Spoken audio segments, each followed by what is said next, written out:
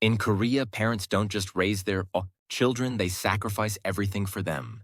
Their dreams, their health, even their own happiness. But why? What drives a father to work until his body breaks, never asking for anything in return? Today, we're stepping inside the heart of a Korean parent to understand a love so deep. It's often mistaken for distance. Did your parents sacrifice their dreams for you? Or did you do the same for your children? What does that kind of love cost, and is it worth it? Share your story in the comments below. Now let's begin our story. An old residential neighborhood on the outskirts of Seoul. As evening fell, the wind brushed against worn power lines, making them hum low. Han Do-yu, coming home late from work, pulled his black sedan to the curb and let out a sigh. His suit was wrinkled, and his phone was still on in his hand. Messages from his boss kept coming through, but he didn't turn off the screen. He just stared at the familiar glow of that house. The house where Do-yu's parents lived was a standalone home over 30 years old. It used to be the yard where Do-yu ran and played, but now it was covered in weeds and dust. Next to the front door, an old bicycle sat tangled in rusted chains.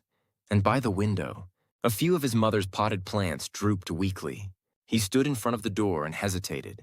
Instead of a keypad, there was an old iron door handle.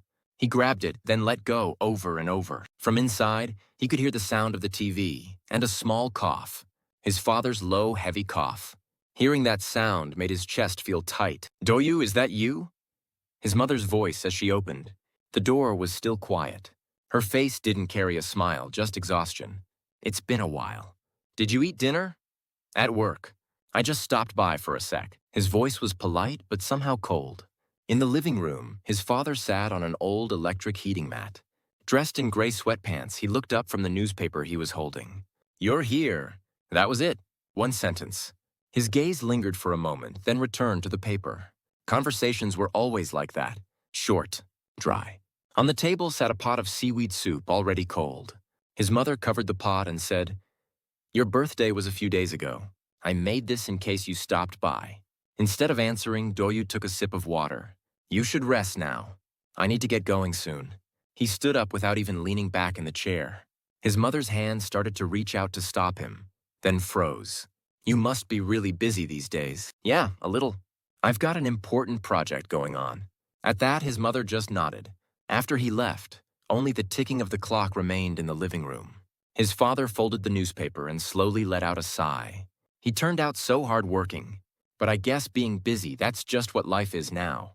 The words seemed directed at himself, drifting off into the air. Do-yu sat in his car for a moment, staring at his wristwatch.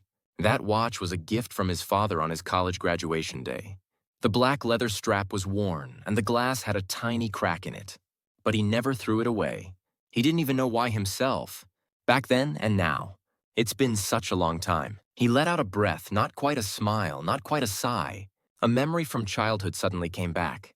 A rainy day, standing in front of his elementary school, with his father holding an umbrella. His father's shabby work clothes covered in dust, the calluses on his hands. Why had he felt so uncomfortable back then? The childish shame he felt about his father looking poor had crept back now, embarrassing him.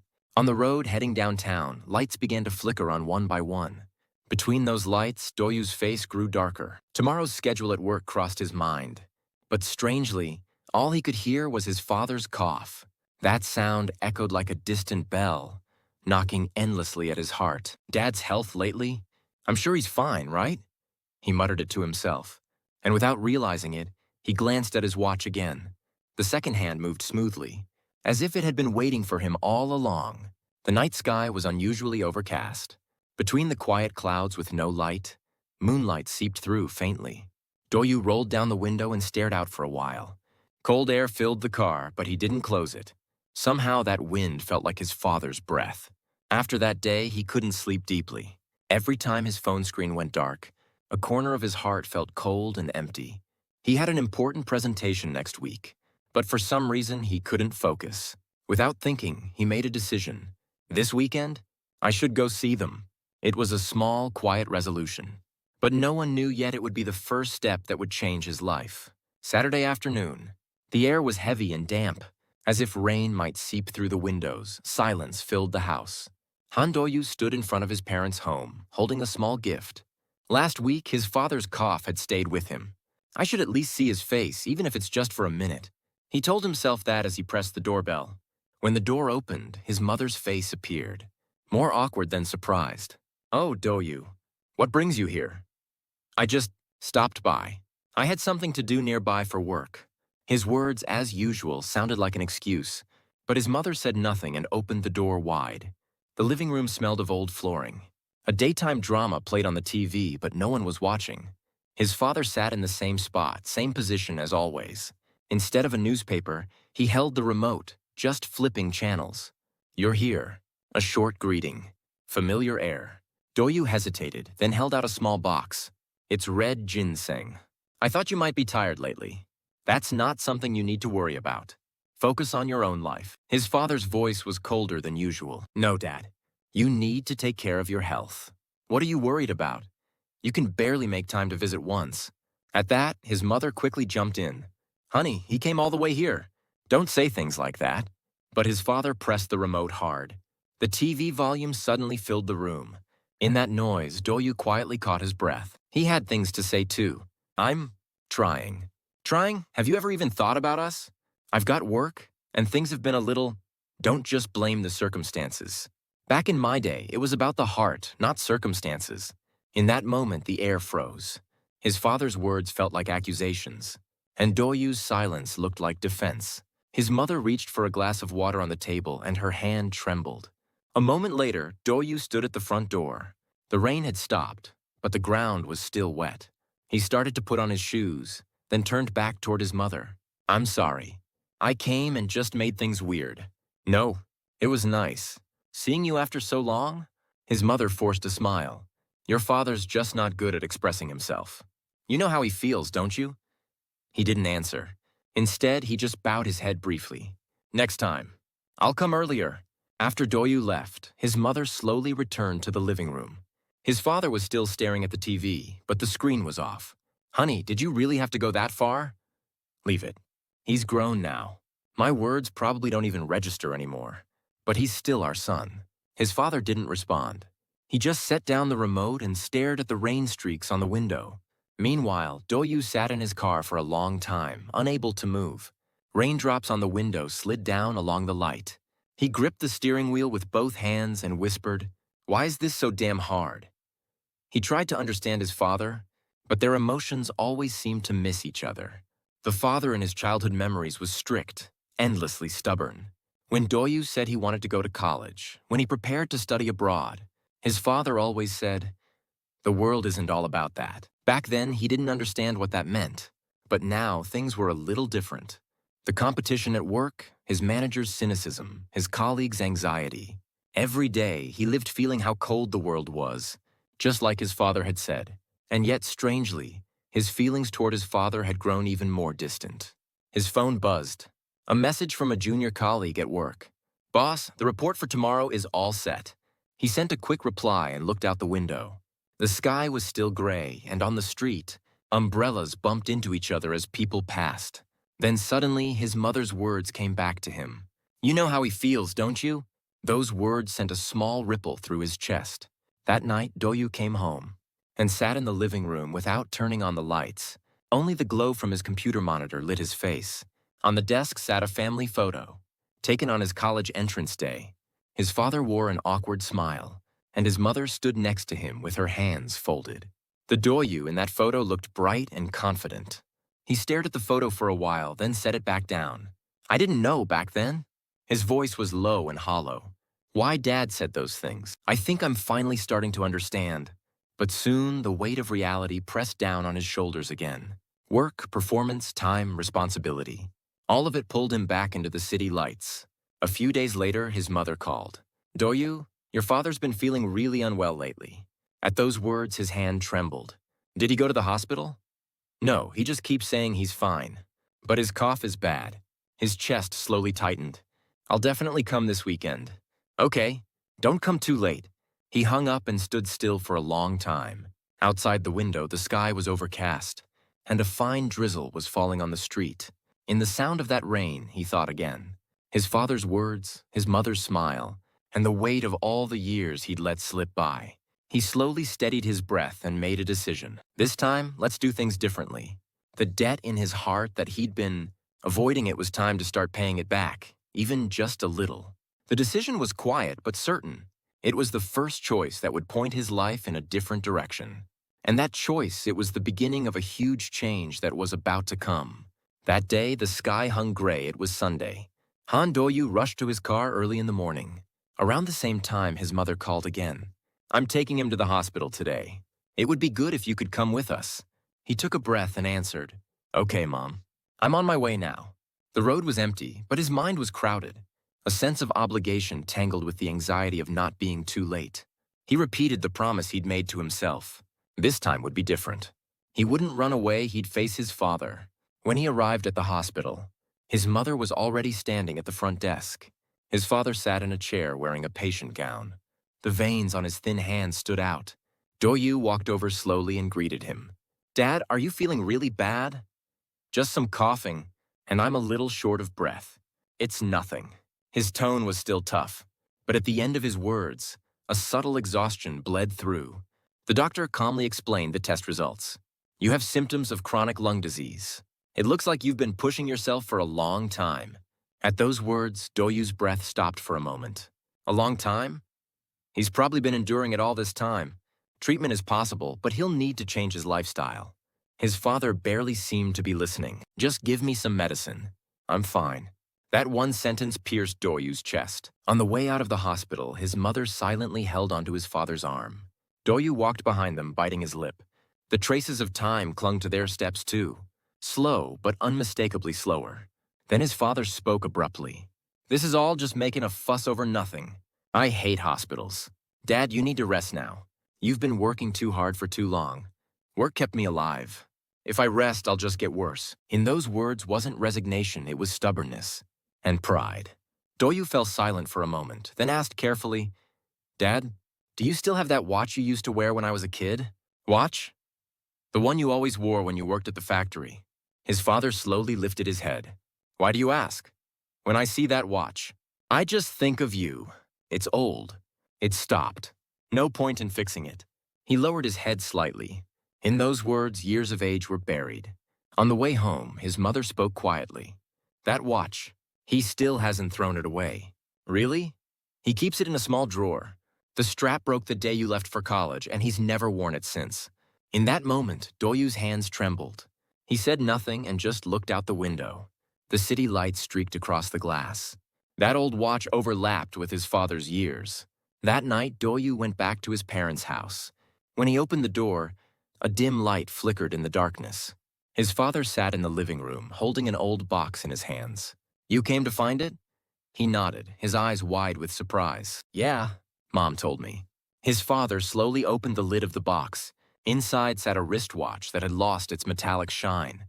Cracked glass, worn leather strap, frozen secondhand. "I bought this when you were born." His voice was low and matter-of-fact. "I used it to get to work on time, and I checked it every time the factory closed. This watch got me through the day." Do-yu took the watch in both hands. As the cold metal touched his fingertips, an indescribable feeling washed over him. He asked quietly, "Why didn't you fix it?" "Because it stopped. Just like me." At those words, Do-yu's breath caught. His father turned his gaze to the window. The silence of the night filled the room. "I told you to live differently than me, but in the end, you're living the same way." "What do you mean?" "Only looking at work, putting people second. I believed that was the right thing. I thought that's how you protect your family." His shoulders trembled slowly. "But now that I look back, I think I was wrong." Do-yu couldn't say anything. He just held the watch quietly and looked at his father. "Dad, I'll do it now. I know I'm late, but from now on, things will be different. Words are easy. I mean it. Then show me, with your life." That short conversation began to slowly break down the walls of old silence. That night, Do-yu didn't go home. He sat on a bench in a small park near his father's house. The old watch was still clutched in his hand. He stared at the place where the second hand had stopped for a long time. The wind blew, the streetlights swayed, and in the distance, he could hear a dog barking. He whispered, "I need to turn it back now." The time that stopped.